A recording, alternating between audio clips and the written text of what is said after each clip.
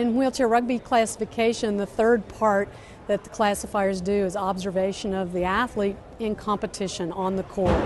So we can look for the tasks, the way the athlete does the tasks when they're under challenge, when they're having to defend against someone who's an obstacle, or they're being hit by other chairs and have to maintain the ball security and control.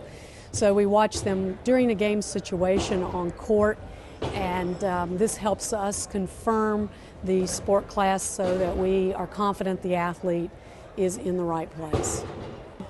Now, what we watch for with number 12 is when he's pushing his chair, how his elbows look in the push.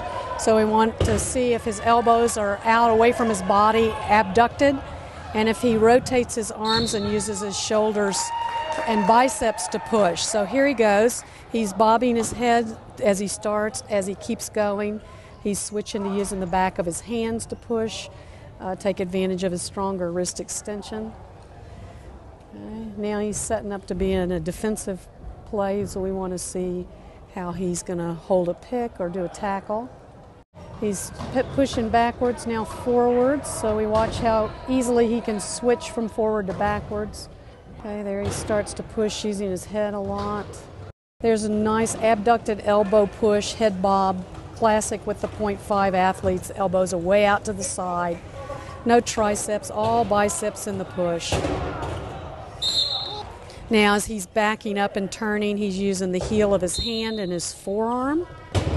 That's a nice one, how he's using his forearms on the wheel to help hold that athlete in black in place. So he doesn't use his hands or his wrists, he uses his forearms and his elbows. That's the .5 will have to do that because of the shoulder weakness and the lack of triceps. There we go. As he backs up, you see his elbows come out even more. That really brings out that weakness in the shoulders. So it's nice to see the ones and the .5, like number 12 is a .5, go backwards. Nice reach out there. As number 12 reached out to try to deflect the ball, even by holding on with the other hand to the chair, he still collapses forward. So number 10 in the gray uniform, 1-point player. He's got strong deltoids and biceps, clavicular pecs, wrist extensors, and weakness in the proximal scapular stabilizers and no sternal pectoralis muscle. All right, now our 1-point player is going to inbounds the ball. Oh, this guy's able to do a one-handed pass, not something that we typically see in our 1-point players, but he's able to load his wrist, and he has the control to do that. Nice pass with that. This is a player who's a good athlete, very smart on the court, able to take advantage of some of his skills. So he's doing a few functions that we might not expect in that class, but that does not have an effect on his class. So when we watch him push, we still see some elbow abduction, abduction, but his elbows will be tighter to his body than the .5. We won't see as pronounced of a head bob during push. We'll see it in the start. He's a 2-point athlete, so that means he's got strong shoulders, strong chest, no weaknesses there. His biceps and triceps are strong. Both sides of his wrists are strong, and little to no finger use. So you'll see his hand open on the rim of the chair as he pushes. You'll see a nice, strong, straight down push with the arms. Hands are fairly flat, but he'll have good speed on the court because his shoulders and elbows are strong. What we want to see him do now is handle the ball, and if we see any evidence of fingers or finger function in how he pushes or throws a ball or receives a ball, what kind of security he has with the ball. So he receives the ball with open hands.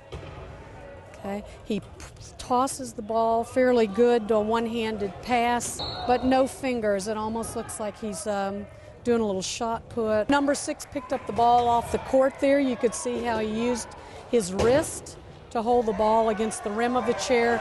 No finger grasping at all of the ball. That's a nice two-handed chest pass. Oh gosh, 10-15 meters down the court under challenge.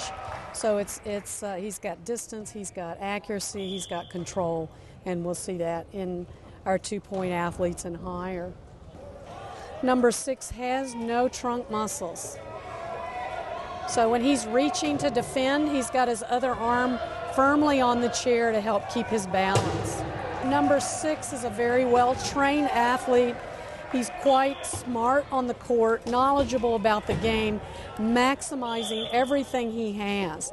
So he would be at the high end of some of the 2-point class. You might actually see him outperform on court someone in a higher class.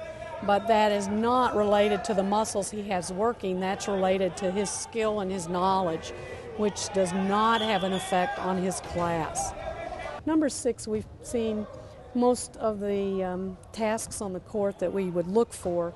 The one thing that is left that we would like to see is when he has the ball in his hands and someone tries to take it away from him, how secure he is in protecting the ball. And what we look at in that is if there's any evidence of finger gripping on the ball. 11 in black is a Class 3 athlete, but he is a little different. That he has a non-neurological condition, so no spinal cord injury. His trunk muscles and back muscles are normal, so his stomach and back muscles are normal. He's able to stand up, so his lower extremity muscles are normal. He has a difference in his arms, so one arm has much more function than the other, and he has use of trunk. So as he's pushing, you see him use his body right there. Now he's able to use his hips and hit the other player. Now you see him moving forward and up with his body. The trunk gives him that advantage. So it makes his chair skills even stronger. His push using his body. Okay, he's able to reach out in front, drop the ball, no loss of balance. Doesn't have to hang on to the chair to do that. Oh, a nice little finger point from number 11 there with his really good hand. We would be interested in that because that shows his ability to isolate finger function that we see in a really good hand. So number 11 can make hits on players, and he doesn't have to hold on to the wheelchair because he's got nice stability because his stomach and back muscles are working. So he has what we call a normal trunk on a stable pelvis. Very nice. Able to turn his trunk all the way around and pass behind him with one hand to his teammate. So that's an athlete with an excellent trunk function in combination with a very good hand. He can reach up with both hands to receive the pass, and his posture stays up nice and tall. There's no slumping, no slouching, no falling over, no grabbing the chair. That's what the use of trunk allows you to do. He's able to grab that ball with one hand, hold it, look for someone. That highlights there's still a little hand involvement. What we've presented to you are the steps in classification of an athlete. There's the initial interview, there's the bench test, and there's the field test. From that, we give the athlete an entry sport class for play, and we confirm that sport class through observation on court. There's more information available on the documentation disc in the resource guide.